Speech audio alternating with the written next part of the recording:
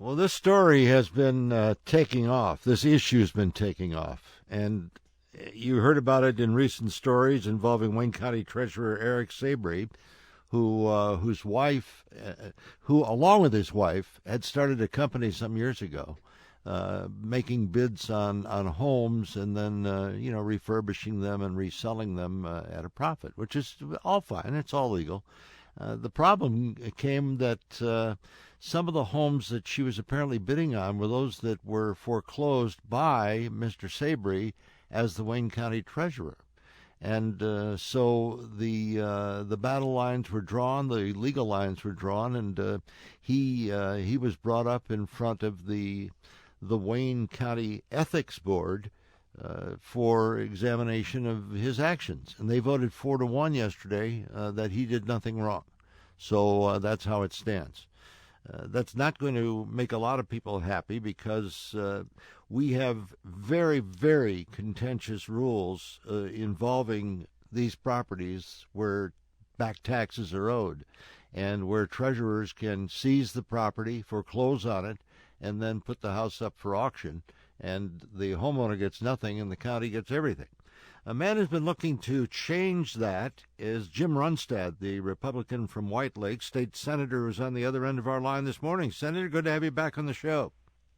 Good morning, Frank. Always glad to be here. Well, this issue has taken off as one that's gotten a lot of attention, and once a public official gets involved with his wife in buying the properties, that really makes it a head scratcher and very suspicious, doesn't it?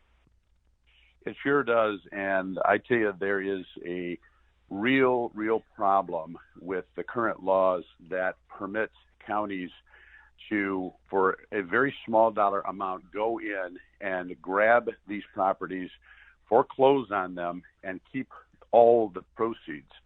And you have terrible cases I've heard for years. We've been working on this since 2016, trying to get with stakeholders to get the proper bills in place.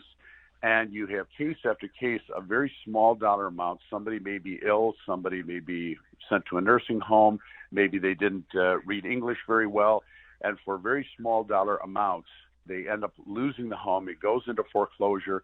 By the time they're aware of what's happening, it's too late. And the two cases that have come up just recently are the one in Wayne County, where the family had $108,000 in equity. They were not properly noticed of a $144 bill and ended up losing the home, and Wayne County gained $107,500, a net profit, waiting like a vulture for this family to fall behind, not properly get noticed, and then the county keeps the money. And this is not unique. It is happening all over the state of Michigan. Well, in fact, there was a case in Oakland County, I think, over $8.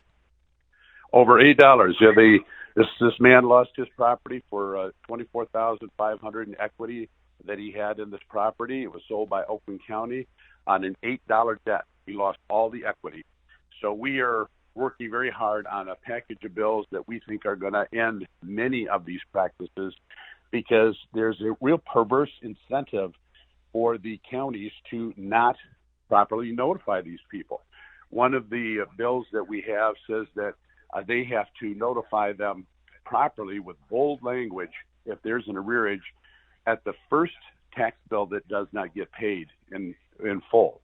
Another bill is going to say that when they make a payment in the local municipality, it has to be applied to the county arrearage, because what happens, people will pay their tax bill and they're not aware that it is their old arrearage, which could be a small dollar amount, that causes them to lose their home. Yeah, and there's only a certain amount of time to do it. The argument from the treasurer's offices is we give them 3 years to pay that delinquent bill. A lot of times people just aren't aware of the delinquent bill. The case in Wayne County, they said the notice that they received was placed in an inconspicuous spot, not on the door, at the home, and these people put their life savings into this as a rental property, and they were in New Jersey, so they didn't get proper notice. And it doesn't matter if it's a 3-year time period. If you just don't know that there's this arrearage, you could end up losing your home on a very small dollar amount.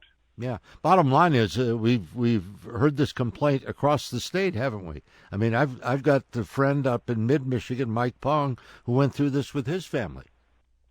Oh, I have had so many heartbreaking cases of people losing a family home that they received through an inheritance. They were unaware of an arrearage and lost a home that had all these memories of their family over generations over a small dollar amount. So we have a package of bills that I believe is going to fix each one of these issues. Senator, I wish you luck with this. Very quickly, is the governor on board? We haven't broached the subject with her, but I would be real surprised if she's going to say, yeah, I'm for confiscating people's property for small tax bills. I'd be really shocked if that's the position she's going to take. I'd be surprised at that, too. Senator Jim Runestad, always appreciate the time. Thank you, sir. Thank you, Frank.